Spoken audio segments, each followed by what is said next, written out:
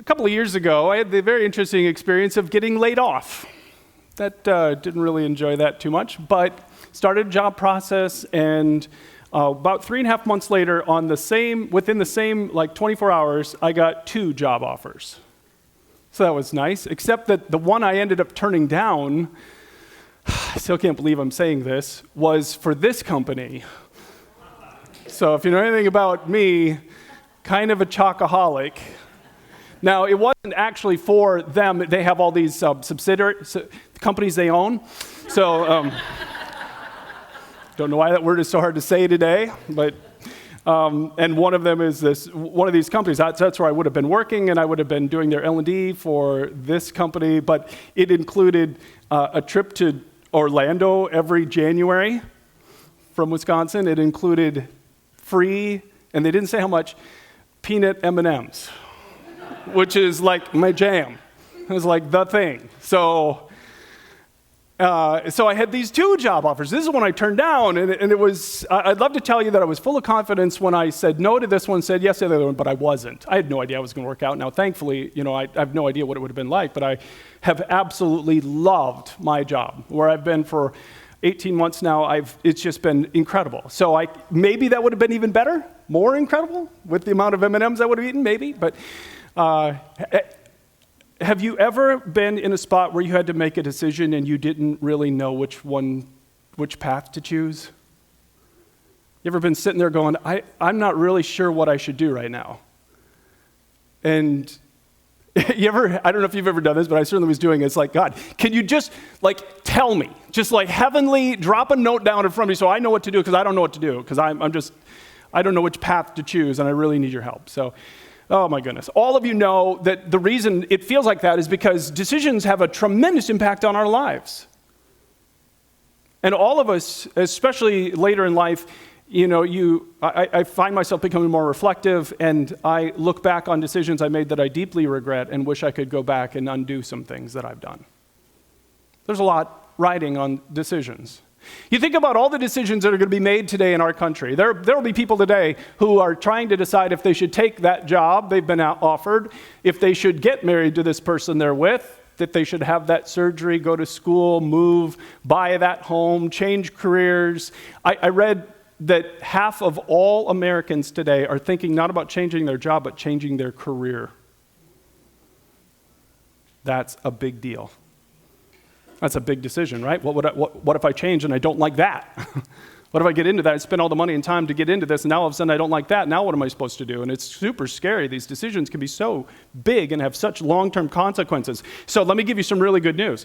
Take a look at this verse from Psalm 32, one of my favorite promises in the Bible. God said, I will instruct you, and I will teach you in the way you should go, and I will counsel you with my loving eye on you. So he says, I will instruct you and teach you in the way you should go. Have you ever had a personal interaction with God where he did that for you? Where he literally showed you what he wanted you to do. I've had a few of them in my life. I wish I'd had more. But that's the promise of God. So wouldn't it be great if you and I could learn how to have such a relationship with God where when we have those decision points, and there's a lot riding on getting it right, we knew exactly how to get God's direction. Wouldn't that be helpful? Because I had no idea what the consequences were going to be from either of those jobs, right? Because I can't see past right now. I have no idea what's going to happen 5 minutes from now, 1 hour from now, 2 hours from now, right? But he knew exactly where both of those paths would go. So wouldn't his perspective be the one that we really need? We want his perspective because he can see it all. So we're in this series called Everyday Disciple, and I'm going to talk to you today, how can I get God's help with my decisions? So I want to ask you to open up your program. Inside you'll find these notes. Grab your notes. You'll want to grab a pen as we write some, there's going to be a lot I'm going to ask you to write down today, and that's okay. We are going to get through all this because there's only one point. So for those of you who are watching online, so glad you're watching. And if you go to our website at Peniel Church Life, you can get our notes as well. There are some things that I really want you to pay attention to on this one today. So here we go. The only thing I'm really going to talk to you about today, and this was not what I had planned when I started last Monday, but it's what it turned into. I want to teach you how to neutralize your will. And it is the most important thing, in my opinion, on decisions. So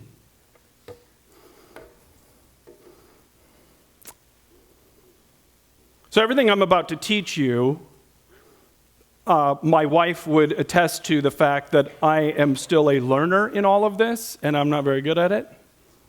So I'm going to be very honest with you about where I've struggled. So let me give you an example. A few years ago, you ever had a bad boss? You ever have an experience of having a bad boss? Okay. Some of you have a bad boss right now. So I can totally relate. I had a bad boss once, and it was really, really bad. And I reached a point of frustration where I said, I'm done. I'm out of here. Now, I learned a long time ago, you don't ever quit a job until you have a job, right? Sometimes people have to learn that one the hard way. So I'm like, well, then fine, I'm going to find a job. And so I would come home after work, and I would spend hours updating my resume, applying for jobs, updating my LinkedIn, all the things you got to do to get a job in America today, right? And I sent easily probably 100 resumes out to all these jobs that were available at that time in my field. And I just kept applying and applying and applying. I'd get into job interviews, and I made it to the end on several of them, and then it fell apart, and it's like, doggone it. So then I applied, and I heard about this job in Madison, and I made it into the process, and I started interviewing, and I made it all the way to the end. Now, here was the reality of this job. This job was going to be a demotion for me. This job was going to be less pay. And I was going to get to drive from Dodgeville, where we lived at the time, to northeastern Madison for less pay and a demotion. And I didn't care because I just couldn't stand one more minute with that person. You ever had a boss like that? It's like, I don't care what it costs me. Now, I know it sounds so incredibly stupid, these words coming out of my mouth. Yes, it was incredibly stupid. And thankfully, God closed the door because I wouldn't have. I'm so grateful He closed the door because they could have said yes. But it's an illustration of what I'm like, okay? And I'm sorry to tell you this, but this is what I'm like. This is my decision-making formula if you look at my life. I have a will, and I decide what I'm going to do. You know what? I'm done. I'm not working one more day for this person. Not one more second. I'm done. My will. I've decided. So then what I do is and my wife has seen me kick into action mode way too many times, right? It's like I put my plans together, I'm going to act on it, I'm going to do all this, and I can work and work and work and work. And so I would work all day and come home, work all evening, and I worked all day Saturday and worked all Sunday afternoon, sending resumes, upgrading my skills. I mean, on and on and on with everything I could because I'm going to get this done. I'm going to make my will happen. And then the problem is I'm not in control. I'm not in control. I want you to think seriously about the answer to this question. Of all the things that happen in the world that are going to happen in the world today, what percentage of them are under your control? Right, it makes you laugh. And it should. Because we are in control of, maybe that much, maybe. But everything else is outside our control. I have no control whether or not an interviewer likes me or whether I'm the type of person, I don't have any control over this at all. So what happens is I get disappointed. Why? Because my will doesn't happen, and then I get angry or frustrated or God, and I pull away from God, right? This is a formula I've followed my entire life. I would love to tell you I haven't, but I have. This is me. Because the bottom line is I fundamentally trust myself more than I trust God. That's incredibly disappointing to say. But there's another way to live. Oh, matter of fact, I would... This verse I showed you, I will instruct you and teach you in the way you should go from God. I have rewritten that verse, not literally, but I've lived this way. I will ignore you and choose the way I want to go. That's a more accurate reflection of how I've lived that verse out in my life.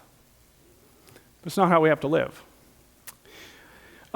There's a different way to do this, and it comes from this man. So if you tend to hear it all, you're like, again, Brian? Really? You're going to talk about this guy again? So, yep, I am. So George Mueller. We give away his biography for free in the back. If you ever want a copy, if you're watching online, we've had people request this. We will happily send it to you for free.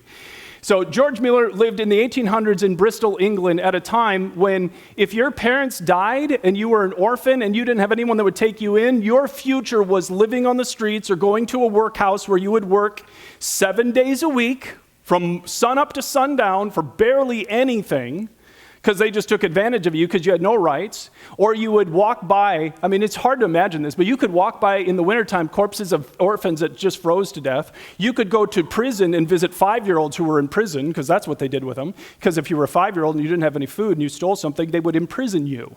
That was the world they lived in.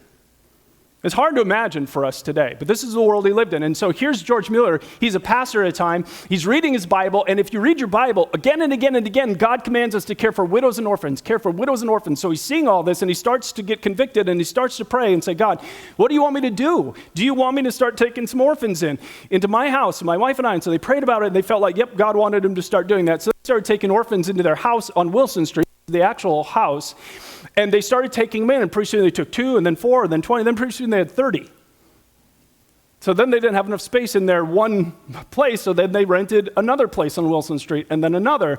Pretty soon they had 90 orphans in this place. So do you see all the green grass out front, all the place for the kids to play? Right, no. Not ideal to be raising a child in this environment. So the neighbors started complaining. The kids were everywhere. They were backing up the septic system. So he just started praying, saying, God, what do you want me to do now? And so he really felt like God was leading him to actually build an orphanage. And so he began to pray about it. And the thing about George Mueller is he had no money, and he would never ask a human being for money. He would only bring his needs to God and ask God to provide. And in that context, God just kept providing. And he didn't believe in going into debt.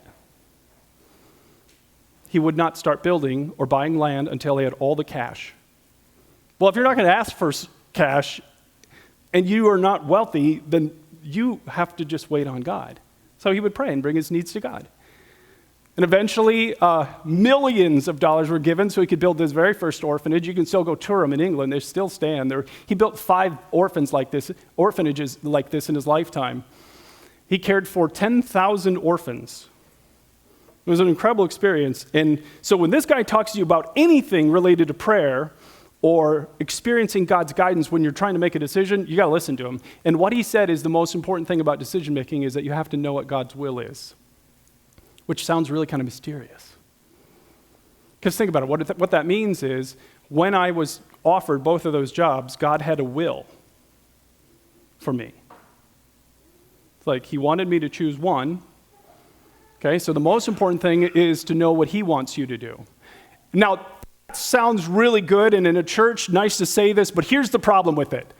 There are 2 wills at work in all of your lives, mine too.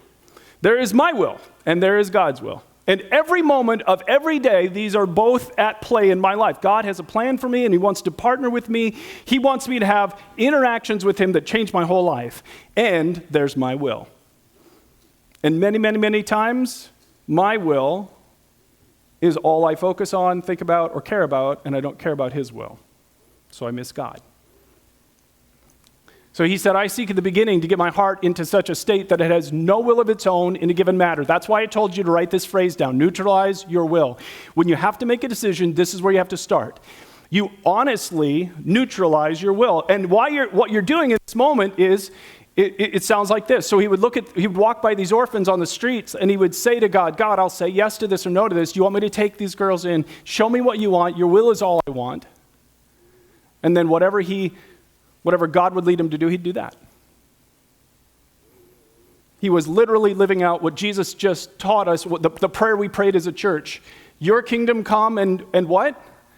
Your will be done on earth as it is in heaven. Because that's what he wants. So he wants us to live out his will.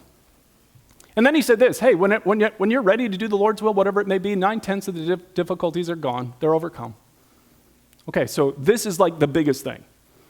If you and I can just learn that these 2 things are in competition with each other, and we can learn how to bring our will under his will, then he would say 90% of the time the problem's solved, and the decision that he wants you to make will become clear.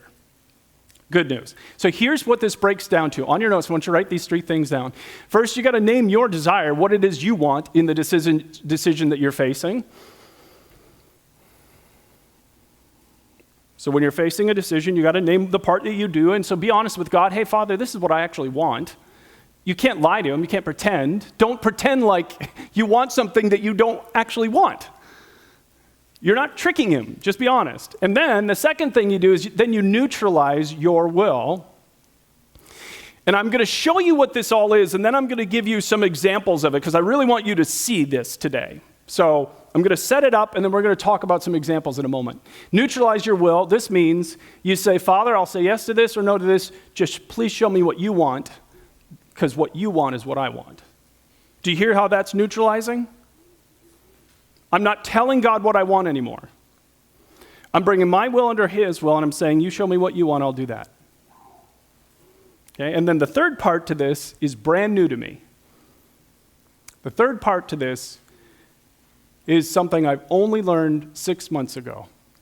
Step 3, release the outcomes to God. Release the outcomes to God. And this is by far the hardest thing that I have learned in a long, long time. And like I said, it's brand new to me. So I will know a lot more about this 6 more months from now than I do right now.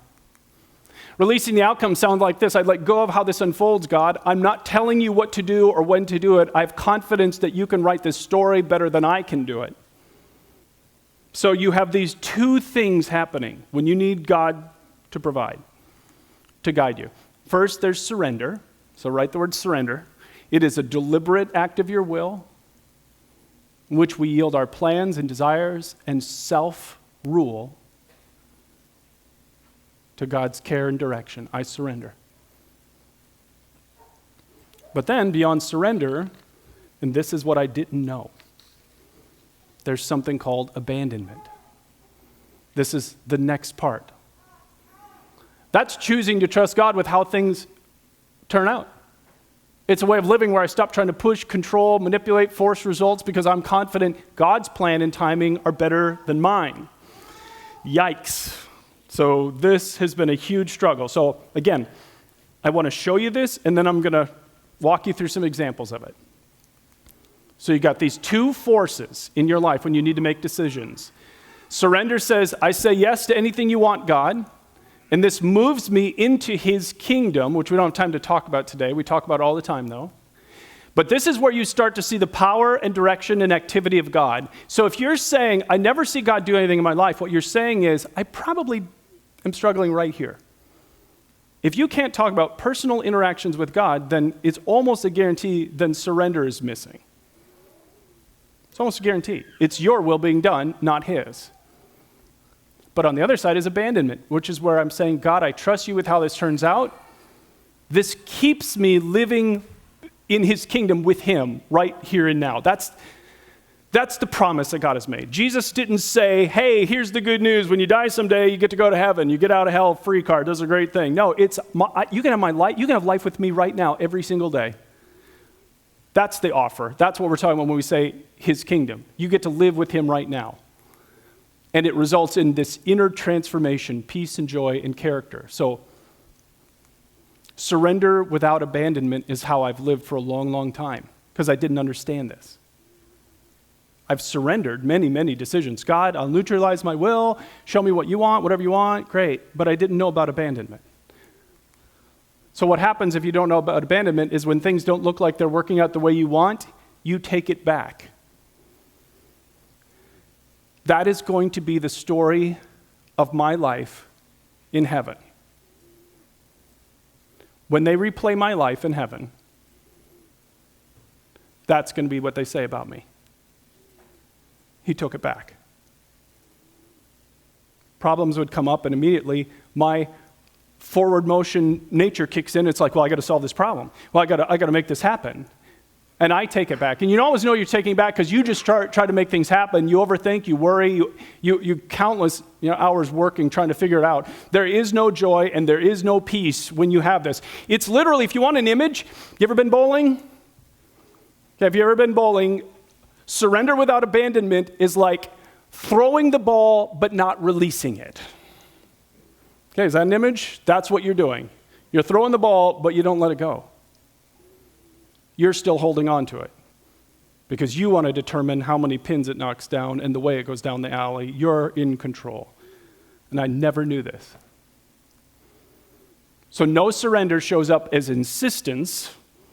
God, this is what I want, and you'll do what I want.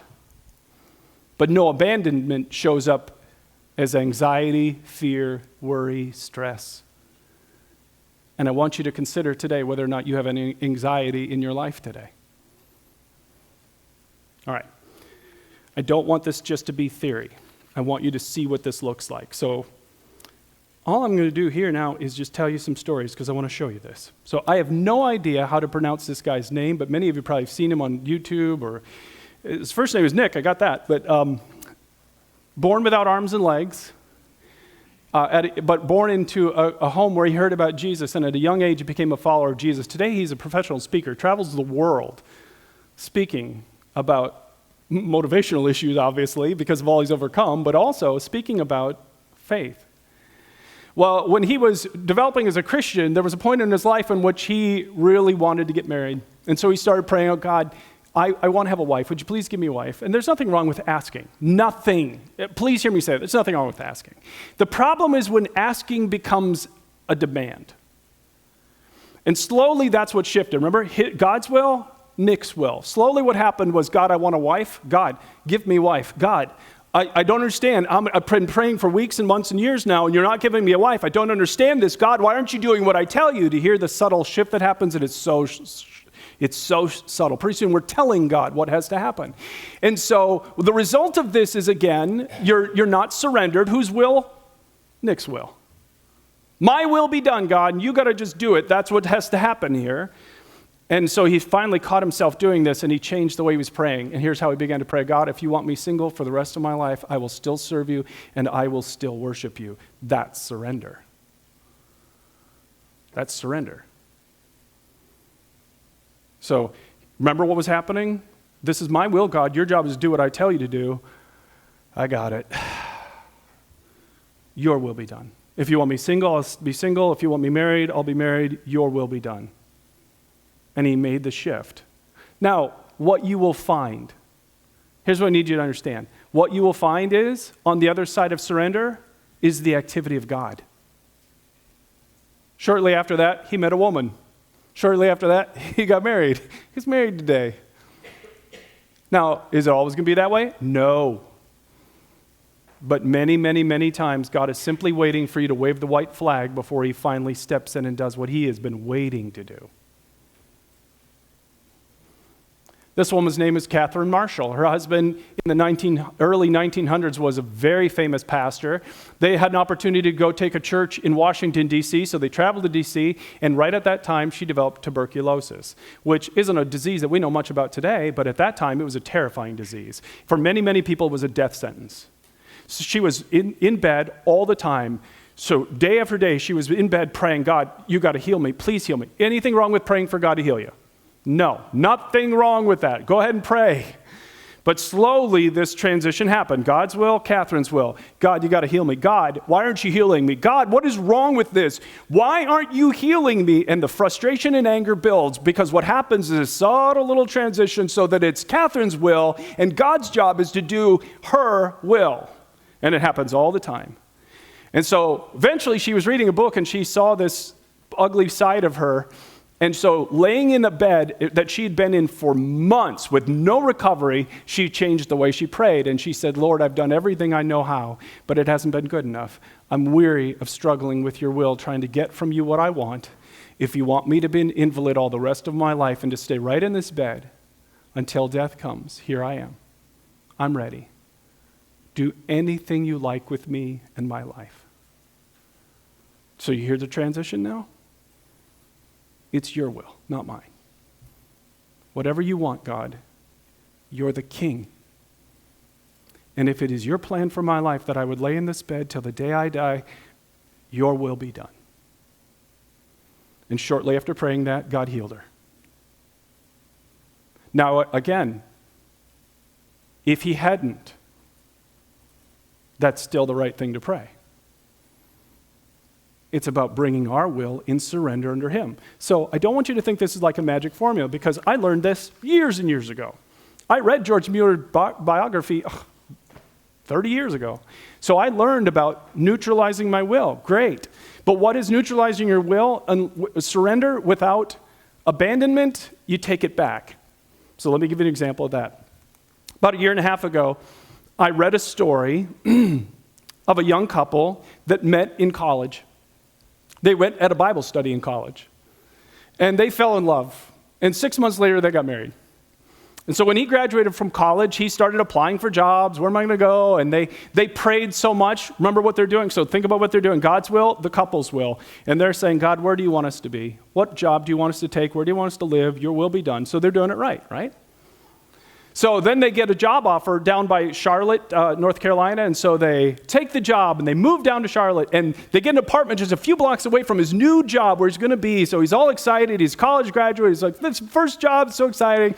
2 days before the job is ready to start, he decides to walk in to see the office and make sure he's got everything he needs for his opening day. And so he walks in, and the boss sees him come in and says, oh, Steve, I've been thinking about it. I don't think this is such a good idea after all.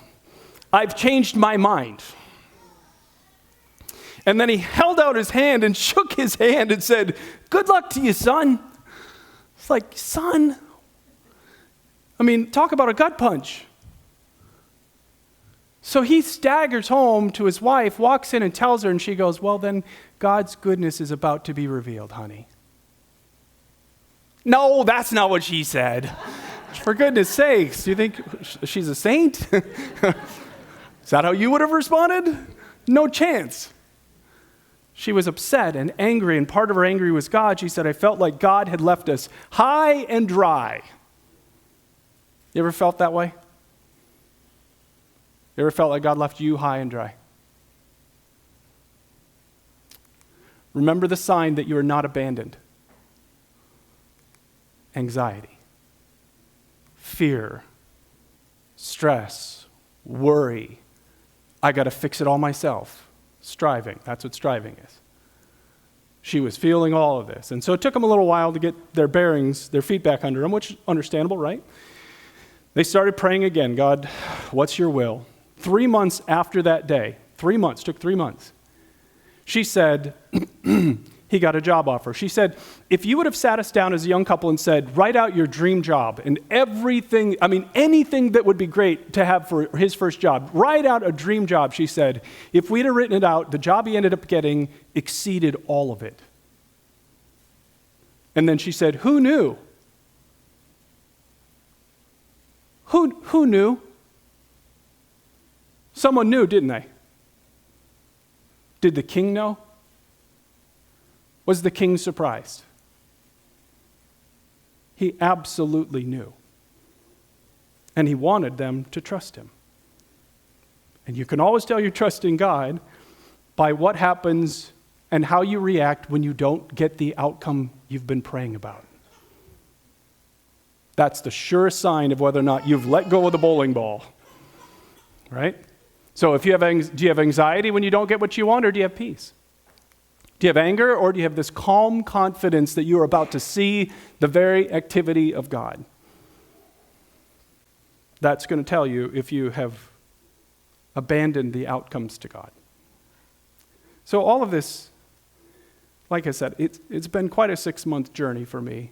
Many of you have seen me and heard me, if you've been attending it all over the last 6 months, tell story after story about how much of my faith has changed because of what I've been learning. And it made me rethink, and I've been excited to talk to you about George Mueller again, because once I understood what I learned 6 months ago about surrender and abandonment, then all of a sudden George Mueller's life made more sense to me.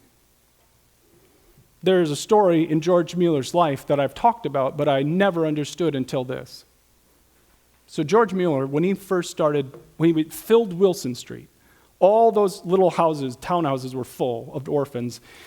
And he really believed, God, what do you want me to do now? Do you want me to build? Yep, okay, great. First thing is buy land. God, do you want me to buy land? Yes. Okay, so I'm going to need some money because I have nothing. So you're going to have to provide for all the orphans we have and give us the money to buy the land. And so money starts coming in from people who don't even know he's praying about it because he never asked a human being. God just moved the hearts of people to give. So money starts coming in to buy the land, and then all of a sudden they find this perfect piece of land, and he starts negotiating, and so it looks like a done deal, and so it's like problem solved, right? Problem solved. And then all of a sudden the whole thing started falling apart. which often happens with deals. And it looks like he's about to lose the whole thing. He's got all these orphans. He doesn't know how to, he's got to move out. God has shown him that he's supposed to move. And here's how George Mueller responds. And it is so anti-me. It is so anti-me that it just made me stop reading when I read it. By God's grace, my heart was kept in peace, being fully assured that if the Lord took this piece of land from me, it would only be for the purpose of giving me a still better one. That just blew me away. Is that what happens inside of your heart when the outcome you've been praying about doesn't appear, or the opposite appears?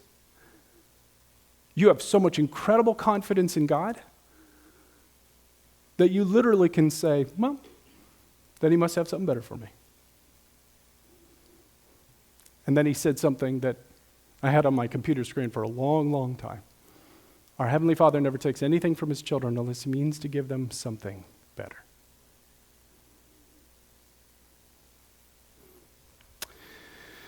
So, here's what I want you to take away from this.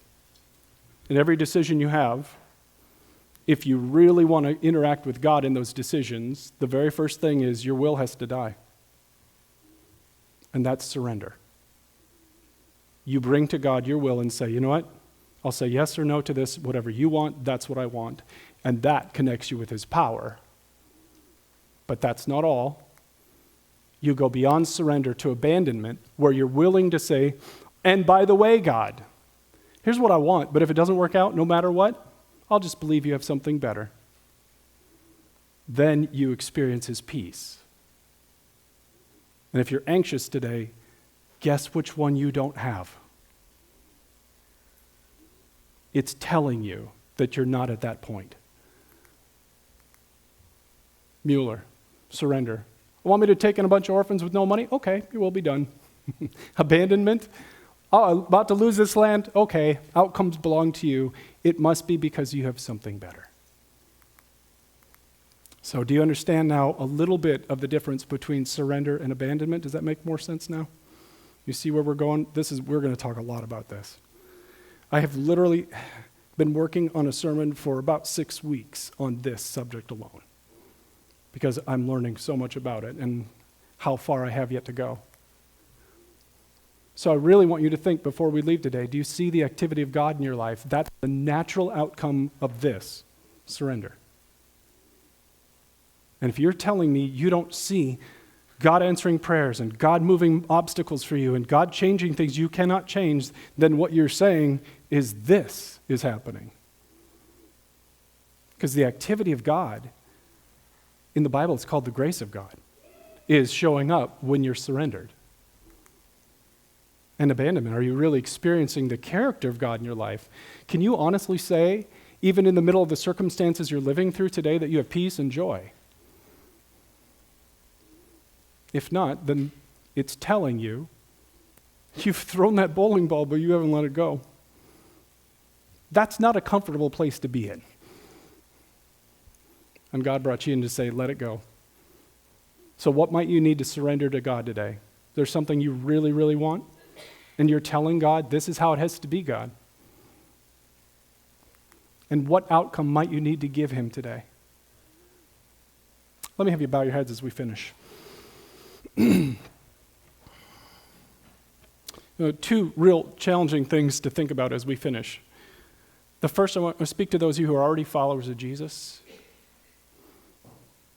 Surrender and abandonment are brand new concepts that we have not talked enough about, but we will talk a lot about in the future. Are you at a point today where you know that there's something you need to bring in full surrender to him and stop telling him what he has to do and start asking for his will? You can do it right now. Offer that up to him today. Make that decision. And let it go. And let it go so completely that you say to him, God, here's what I want, but if you give me the opposite, I will still worship and serve you anyway. Abandon the outcomes to him. Watch what he does when you surrender and abandon. Now, some of you listening today, you have never heard, this has not been your experience in churches or with God, God for many Americans is just this mythical force that exists out there, but you don't really interact with him. That's not what Jesus came to give us. Jesus came into this world 2,000 years ago and gave his life on a cross to tear down the barrier that exists between us and his Father in heaven. And if you will let him, he will tear it down for you. And he will, he says, come and make his home inside of you. And you can have a personal relationship with God Almighty through his Son Jesus.